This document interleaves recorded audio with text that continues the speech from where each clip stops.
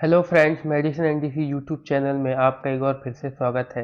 आज की इस वीडियो में हम वैंकोमाइसिन इंजेक्शन के बारे में बात करेंगे, जिसमें हम जानेंगे कि वैंकोमाइसिन दवा क्या है, किस तरह की समस्याओं को ठीक करने के लिए इस दवा का यूज किया जाता है, कौन कौन से ब्रांड नेम से यह दवा मार्केट में उपलब्ध है, किस डोज या मात्रा में यह दवा मरीज को लगाई जाती है, कौन कौन से साइड इफेक्ट इस दवा के हो सकते हैं, और वीडियो के लास्ट में हम जानेंगे कि इस दवा को लेने से पहले आपको कौन कौन सी वार्निंग्स और प्रिकॉशन का ध्यान रखना चाहिए। कंप्लीट जानकारी के लिए वीडियो को लास्ट तक जरूर देखिएगा, और अभी तक आपने हमारे यूट्यूब चैनल को सब्सक्राइब नहीं किया है तो प्लीज़ चैनल को सब्सक्राइब कर लें और बेल आइकन को टच करके ऑल पर जरूर कर दें, ताकि चैनल से रिलेटेड नोटिफिकेशन सबसे पहले आपको मिल सके। तो फ्रेंड्स, मैं हूँ आपका दोस्त आदर्श कुमार निवाती।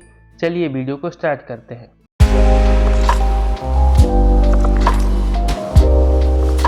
तो फ्रेंड्स, सबसे पहले जान लेते हैं कि वैंकोमाइसिन दवा क्या है। तो vancomycin glycopeptide antibiotic drug class की एक मेडिसिन है, जो कि मोस्टली आपको सीवियर बैक्टीरियल इन्फेक्शन को ठीक करने के लिए दी जाती है। यह एक प्रिस्क्रिप्शन मेडिसिन है, जो कि डॉक्टर की प्रिस्क्रिप्शन से ही आपको मार्केट से मिल सकती है। यह दवा ज़्यादातर उन पेशेंट को दी जाती है जो पेनिसिलिन एलर्जिक पेशेंट होते हैं, यानी जिन्हें पेनिसिलिन दवा नहीं दी जा सकती है। इसके अलावा पेनिसिलिन या सेफेलोस्पोरिन एंटीबायोटिक दवा अगर किसी मरीज पर काम नहीं करती है तो उस परिस्थिति में भी यह दवा मरीज को दी जा सकती है। यह दवा आपको मार्केट में टैबलेट, कैप्सूल, इंजेक्शन और सस्पेंशन जैसे फॉर्म में मिल जाएगी। इस वीडियो में हम सिर्फ इंजेक्शन के बारे में बात करेंगे, जो कि 500 mg और 1000 mg की स्ट्रेंथ में मार्केट में उपलब्ध है।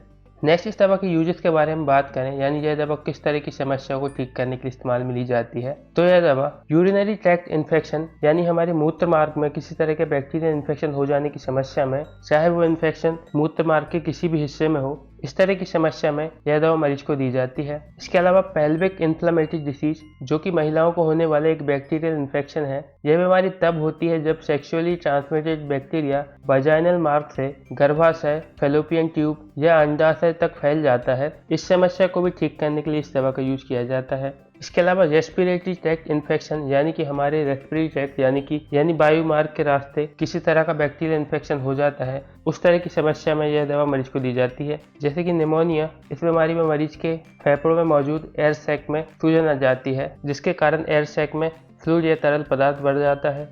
इस तरह की समस्या को भी ठीक करने के लिए यह दवा दी जाती है। इसके अलावा ब्रोंकाइटिस, इस बीमारी में फेफड़ों तक हवा ले जाने वाली ब्रोंकियल ट्यूब में सूजन आ जाती है, जिससे सांस लेने में परेशानी होना, खांसी आना, सांस फूलना जैसी प्रॉब्लम होती है। इस समस्या को भी ठीक करने के लिए इस दवा का यूज किया जाता है। इसके अलावा मेनिंजाइटिस, इस बीमारी में ब्रेन और स्पाइनल कॉर्ड की मेम्ब्रेन में इन्फेक्शन के कारण सूजन आ जाती है। इस इन्फेक्शन को भी ठीक करने के लिए इस दवा का यूज किया जाता है। इसके अलावा बैक्टीरिया के कारण होने वाले स्किन इन्फेक्शन को ठीक करने के लिए इस दवा का यूज किया जाता है। साथ ही एंटीरियोकोलाइटिस, यह हमारे आंतों से जुड़ी एक बीमारी है, जिसमें बड़ी आंत में सूजन और जलन की शिकायत हो जाती है, जिसकी वजह से मलाशय और मलनाली में छाले हो जाते हैं। इस तरह की समस्या को भी ठीक करने के लिए इस दवा का यूज किया जाता है। इसके अलावा अल्सरेटिव कोलाइटिस इन्फ्लामेटरी बॉबल डिसीज है, जो बड़ी आंत और मलाशय की आंतरिक परत को प्रभावित करती है। इस समस्या को भी ठीक करने के लिए इस दवा का यूज किया जाता है। साथ ही एंडोकार्डिटिस, इस बीमारी में हार्ट या हार्ट के वेल्व की आंतरिक परत के एंडोकार्डियम में सूजन आ जाती है। इस समस्या को भी ठीक करने के लिए इस दवा का यूज किया जाता है। इसके अलावा ब्लड में किसी तरह का इन्फेक्शन हो जाने की समस्या में भी इस दवा का यूज किया जाता है। इसके अलावा डॉक्टर्स आपको अपने एक्सपीरियंस के मुताबिक किसी और प्रकार के इन्फेक्शन में भी यह दवा प्रिस्क्राइब कर सकते हैं, इसलिए डॉक्टर की सलाह लेने के बाद ही इस दवा का इस्तेमाल करें।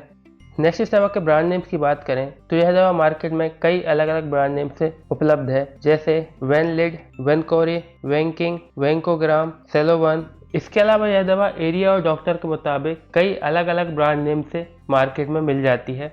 नेक्स्ट, इस दवा के डोजेस के बारे में बात करें, यानी किस तरह के डोज में यह दवा मरीज को लगाई जाती है। तो यह दवा एडल्ट मरीजों को सिर्फ आईवी फॉर्म में दी जाती है, यानी इंट्रावीनस दी जाती है, और इसे आईवी फ्लूइड के साथ डाइल्यूशन के बाद ही मरीज को लगाई जाती है। डोज की बात करें, यह दवा 500 mg और 1000 mg में मरीज को दी जाती है। इस दवा को इंट्रामस्कुलर बिल्कुल भी नहीं लेना चाहिए।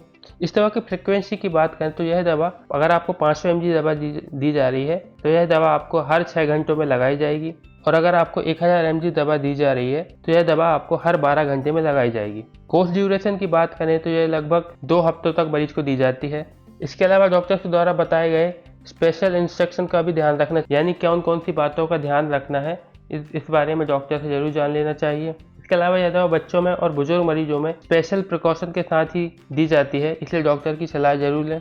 इन्फ्यूजन रेट की बात करें तो यह दवा स्लो IV इन्फ्यूजन में दी जाती है, जिसे 10 mg पर मिनट के इन्फ्यूजन रेट से मरीज को लगाते हैं।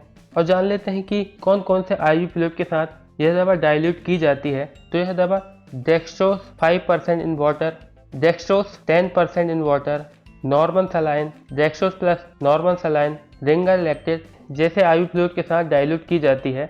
अगर आपको 500 mg वैंकोमाइसिन दवा दी जा रही है, 100 ml IV फ्लूइड के साथ इसे डाइल्यूट किया जाएगा। और अगर आपको 1000 mg वैंकोमाइसिन दी जाती है तो आपको 200 mg IV फ्लूइड के साथ इसे डाइल्यूट करना पड़ता है। किसी भी तरह की दवा को लेने से पहले आपको डॉक्टर की सलाह जरूर लेनी चाहिए, क्योंकि बिना डॉक्टर की सलाह के किसी भी दवा का सेवन करना या इस्तेमाल करना आपके लिए हानिकारक हो सकता है। नेक्स्ट दवा के साइड इफेक्ट की बात करें तो जरूरी नहीं है कि हर किसी पेशेंट में इस दवा के साइड इफेक्ट नजर आए, सिर्फ कुछ ही पेशेंट में इस दवा के साइड इफेक्ट नजर आते हैं। जैसे इस दवा के साइड इफेक्ट में आपको नोजिया या वॉमिटिंग की समस्या हो सकती है, ब्लड में पोटेशियम की कमी हो सकती है, व्हाइट ब्लड सेल की कमी हो सकती है, आपके एब्डोमिनल में दर्द हो सकता है, हाइपोटेंशन यानी लो ब्लड प्रेशर की समस्या हो सकती है, सिर दर्द की समस्या हो सकती है, आपको सुनने में परेशानी हो सकती है। इसके अलावा भी आपको कई और कॉमन साइड इफेक्ट देखने को मिल सकते हैं। ये या इसके अलावा कोई अनवांटेड साइड इफेक्ट से अगर आपको प्रॉब्लम होती है तो यह बात अपने डॉक्टर को तुरंत बताएं, ताकि आपको फर्दर ट्रीटमेंट दिया जा सके। अब जान लेते हैं कि इस दवा को लेने से पहले आपको कौन कौन सी वार्निंग्स और प्रिकॉशन का ध्यान रखना चाहिए। अगर आप इस दवा से एलर्जिक हैं या हाइपर सेंसिटिव हैं तो इस दवा को आपको नहीं लेना चाहिए, और यह बात अपने डॉक्टर को जरूर बतानी चाहिए, ताकि डॉक्टर्स आपको कोई और दवा प्रिस्क्राइब कर सके। इसके अलावा अपने डॉक्टर्स को अपनी मेडिकल हिस्ट्री और चल रही दवाइयों के बारे में ज़रूर बता दें। स्पेशली अगर आपको किडनी की समस्या है, हियरिंग की समस्या है यानी सुनने की समस्या है, स्टमक या इंटेस्टिनल प्रॉब्लम है, तो ऐसी कंडीशन के बारे में अपने डॉक्टर को जरूर बता दें। और डॉक्टर की सलाह लेने के बाद ही किसी भी दवा का सेवन करें, क्योंकि हो सकता है डॉक्टर इन सब परिस्थितियों में आपको यह दवा ना दें, इस दवा के अलावा कोई और दवा प्रिस्क्राइब करें। यह दवा आपको डिजी बना सकती है, और अगर आप अल्कोहल का सेवन करते हैं तो आप और भी ज़्यादा डिजी महसूस करेंगे, इसलिए अल्कोहल का सेवन ना करें, ड्राइविंग ना करें और हैवी मशीनरी का यूज ना करें। प्रेगनेंसी के दौरान यह दवा आप मरीज को तभी दी जाती है जब उन्हें बहुत ज़्यादा ज़रूरत होती है, इसलिए डॉक्टर को अपनी प्रेगनेंसी के बारे में ज़रूर बता दें। इसके अलावा यह दवा ब्रेस्ट मिल्क से पास हो सकती है, इसलिए ब्रेस्ट फीडिंग से पहले आपको डॉक्टर से ज़रूर बात कर लेनी चाहिए। अगर आपको मेरी यह वीडियो पसंद आई हो तो वीडियो को लाइक करें, शेयर करें और चैनल को सब्सक्राइब करना बिल्कुल भी ना भूलें। और अगर आपको किसी तरह की समस्या है या आप किसी चीज़ के बारे में मुझसे जानना चाहते हैं तो वीडियो के नीचे कमेंट कर मुझसे पूछ सकते हैं। आपसे फिर मुलाकात होगी किसी और वीडियो में, तब तक के लिए टेक केयर।